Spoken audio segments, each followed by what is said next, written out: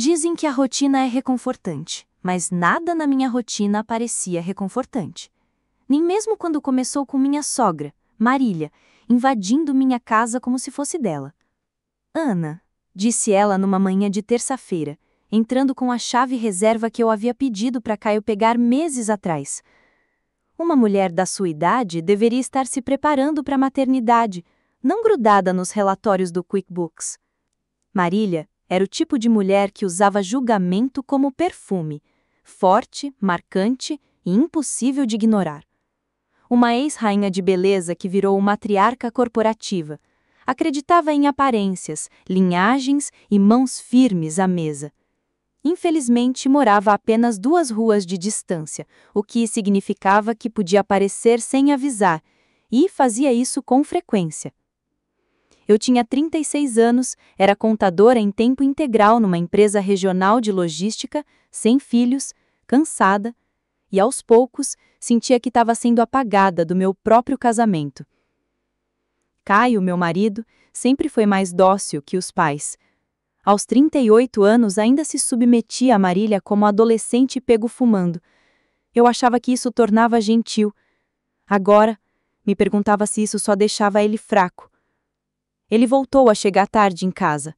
Primeiro 1 vez por semana, depois 2, depois 4 noites seguidas. Jantar com um cliente, murmurava, tirando o casaco. No começo eu tentei acreditar nele. Depois vieram as noites em que ele nem tocava na comida que eu preparava. Você já comeu? Perguntei uma vez, tentando manter a voz calma. Ele nem olhou para cima. Comi um hambúrguer com os caras. Você nem gosta de hambúrguer? Silêncio. Naquela noite, perguntei se poderíamos passar um fim de semana fora, só nós dois, tentar nos reconectar. Ele suspirou como se eu tivesse pedido para construir um foguete. Talvez se você fosse menos arrogante com a minha mãe e me desse mais atenção, não teríamos esse problema. Meu coração doeu como se tivesse batido numa porta de vidro. Que problema? Sussurrei. Ele não respondeu. Apenas subiu as escadas e fechou a porta do quarto. Alguns dias depois, encontrei um envelope no balcão da cozinha, já aberto. Não estava bisbilhotando, juro. Estava ali. O remetente era a Finanças SPV e o resumo dentro me deixou com frio na espinha. Saldo pendente, 14.762,54. Havia cobranças detalhadas, pulseira Cartier, assinatura Platinum do Spa Universal, Louis Vuitton. Meu nome não aparecia em nada, mas nosso endereço residencial sim. Naquela mesma noite, revirei o lixo da cozinha. Encontrei recibos rasgados e colei como um quebra-cabeça de cena de crime. Todos datavam das últimas 6 semanas. Um mostrava uma cobrança por um hobby de seda de R$ 900, outro por uma massagem para casais. Nenhum deles era meu. Foi então que notei o perfume. Não era meu. Não usava perfume há meses, mas o leve aroma de jasmim nas camisas sociais de Caio me acusava silenciosamente. Não o confrontei.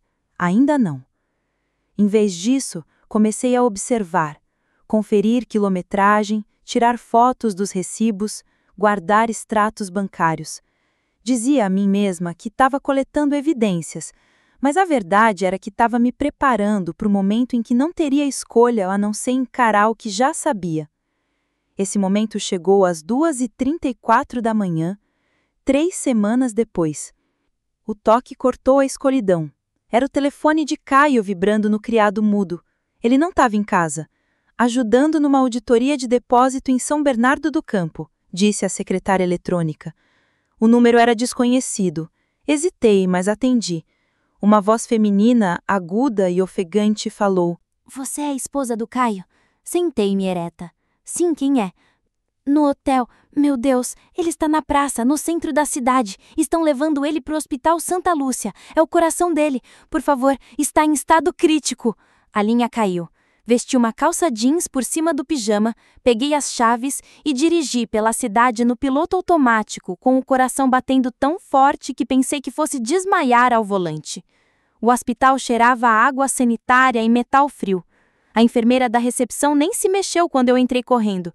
Você é a esposa da família? Sim, consegui dizer, mal articulando a palavra. Ela sentiu como se já tivesse visto aquilo antes. Ala cardíaca, quarto 412. Acabaram de estabilizá-lo. Você precisa se preparar. Me preparar para quê? Minha boca estava seca, minhas pernas pesadas. O corredor se estendia à minha frente como um túnel estéril infinito. Cada luz fluorescente no teto zumbia mais alto que a anterior. Ao chegar à curva em direção ao quarto dele, reduzi a velocidade e parei. Uma mulher já estava do lado de fora. Parecia saída de uma revista de luxo. Alta, esguia, recém-saída da faculdade, com cabelos loiros e lisos que provavelmente custavam mais que a prestação da minha hipoteca. Vestido preto de grife, salto que você só coloca se quiser chamar atenção. Mas tremia, segurando uma bolsa Louis Vuitton como se fosse um colete salva-vidas. Rímel manchado, olhos inchados. Quando nossos olhares se encontraram, ela se enrijeceu. Você deve ser a Ana, disse ela com a voz falhando. As mãos dela tremiam. Parei a alguns metros de distância com o coração disparado. Quem é você? Perguntei. Ela engoliu em seco. Sou a Helena. Caio e eu deveríamos nos casar. As palavras me atingiram como um tapa na cara. Pisquei, incrédula. O que você acabou de dizer? Ela deu um passo para trás, nervosa. Eu não pensei que você chegaria tão rápido. Ele tinha me mandado uma mensagem mais cedo. Dizia que sentia dor no peito, mas não queria que eu entrasse em pânico. Achei que não fosse nada. Olhei para ela tentando atualizar minha mente em tempo real. Jovem, bonita, chorando, vestida como se estivesse de luto, usando a pulseira dele, aquela que dei ao Caio no nosso 5º aniversário. E ainda assim, ela chegou primeiro, bem na frente da porta dele, como se pertencesse àquele lugar. Só voltei a falar com ela horas depois. Helena havia desaparecido da sala de espera da UTI enquanto eu permanecia sentada ao lado de Caio, entorpecida e em silêncio. As máquinas apitavam sem parar. O tubo de oxigênio chiava. Seu rosto estava pálido e o peito subia e descia de forma irregular, como se lutasse para continuar. O médico explicou que era um ataque cardíaco fulminante.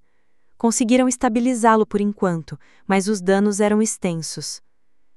Em algum momento, senti o perfume de Marília antes mesmo de vê-la. Aquela nuvem floral familiar, espessa e quase enjoativa denunciava sua presença. Onde ele está? Perguntou correndo pelo corredor. Marcelo, meu sogro, vinha logo atrás, com o rosto sério. Levantei-me e apontei silenciosamente para o quarto. Ela entrou correndo e engasgou ao ver o filho, então se virou bruscamente para mim. O que aconteceu? Eu não estava lá, respondi baixinho. Antes que pudesse soltar outra acusação, as portas do elevador se abriram novamente e Helena apareceu. Marília se virou, os olhos percorrendo a garota da cabeça aos pés. Em vez de choque ou confusão, vi algo muito pior: reconhecimento. Meu Deus, você deve ser Helena. Helena assentiu, lábios trêmulos e olhos marejados. Estou grávida, disse suavemente, de um filho de Caio.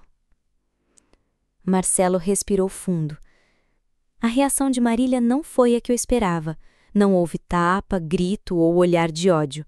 Pelo contrário, ela correu e abraçou Helena como se fosse uma filha perdida há muito tempo. Ah, graças a Deus! Gritou. Eu estava com tanto medo de que nossa linhagem acabasse com ele. Você não tem ideia de quanto tempo rezei por isso. Fiquei ali, paralisada, enquanto Helena desabava em seus braços como se fossem velhos amigos. Queria gritar, queria vomitar, mas acima de tudo, queria respostas. Caio morreu 2 dias depois. Simples assim. Nunca mais acordou. Nunca mais abriu os olhos, nunca mais disse uma palavra. Os médicos disseram que o coração dele parou durante a noite. Marília soluçou, Helena lamentou. E eu fiquei ali, vazia. O homem com quem me casei por 8 anos levava uma vida dupla, e agora eu tinha que planejar o funeral dele com a amante ao lado. Inclua-a, disse Marília secamente, enquanto nos encontrávamos na sala de estar da funerária. Ela está carregando o filho dele. Ela é da família. Ela não é da família. Ela é agora. Marcelo sentou-se silenciosamente em um canto, esfregando as têmporas. Você quer que ela se sente onde? Com a gente? Sim, respondeu Marília. Primeira fila. E você espera que eu seja a anfitriã do culto, que faça o elogio fúnebre, que fique ao lado de uma mulher que eu nem sabia que existia na semana passada? Ela está carregando o nosso futuro, disparou Marília. Não seja mesquinha. Quase ri. Mesquinha. Tive que engolir traição, humilhação e dor e ainda sorrir por questão de aparência. No fim, concordei. Não por eles, mas por Marcelo. Ela deveria fazer isso, disse ele baixinho. Caio pode ter cometido erros, mas este serviço deve ser feito corretamente. Helena merece. Concordei, mas me arrependi no instante em que as portas se abriram no dia do funeral. A capela estava lotada. O caixão de Caio estava à frente coberto de flores. Fiquei ao lado dela, paralisada de preto. Então, ela chegou. Helena, usando vestido preto justo, pérolas, ondas suaves no cabelo e a mesma bolsa Louis Vuitton no braço. Parecia a viúva de um senador. E quando as pessoas se viravam para olhá-la, ela sorria. Sorria. Marília a conduziu até a frente como se fosse da realeza. Esta é Helena, dizia, orgulhosamente, para qualquer um por perto. Ela agora é da família, está carregando meu neto. Eu podia sentir os sussurros começando atrás de mim, podia sentir o desconforto dos meus pais. Minha cunhada me olhou com pena. Ninguém havia explicado quem era aquela mulher, mas eles entenderam o suficiente. Mantive a cabeça erguida. Li o elogio fúnebre e segurei a fala até Helena abrir a boca. Foi durante a recepção no salão adjacente. Eu estava perto da mesa de centro, respondendo a algumas condolências constrangedoras de primos distantes, quando ouvi Helena levantar a voz. Ela merecia, disse. Quer dizer, 8 anos e nada, sem filhos, sem legado, sem brilho. Ela era apenas uma substituta. A sala ficou em silêncio. Me virei. Ela conversava com 2 mulheres que eu não conhecia, rindo, jogando o cabelo para trás. Ela nem conseguia prender a atenção dele, acrescentou Helena. Talvez se ela não fosse uma fracassada estéril, nada disso teria acontecido. Senti o sangue sumir do meu rosto. Mas a pior parte ainda estava por vir. Marília apareceu ao lado dela e colocou a mão no ombro. Você teve 8 anos, Ana, ela me disse autossuficiente para todos ouvirem. E nada. Talvez o Caio só precisasse de uma mulher de verdade. As pessoas ficaram boquiabertas. Alguém deixou cair um copo. A sala zumbia como um vespeiro. Abri a boca para falar, mas parecia que tinha esquecido como respirar. Meus joelhos tremeram. Então percebi que era hora de alguém contar a verdade sobre Helena Viana.